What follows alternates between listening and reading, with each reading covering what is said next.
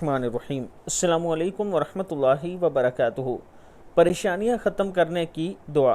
رمضان المبارک میں یہ 6 دعائیں پڑھنے کا اہتمام کیجئے، اللہ تعالیٰ آپ کی پریشانیاں ختم فرمائیں گے۔ دعا کیا ہے؟ بسم اللہ الرحمن الرحیم۔ جزا اللہ عنا سیدنا محمد صلی اللہ تعالی علیہ وآلہ وسلم بما ہوا اہلو۔ استغفر اللہ الذی لا الہ الا هو الحی القیوم واتوب الیہ۔ یا ذا الجلال والاکرام، لا حول ولا قوة الا باللہ العلی العظیم۔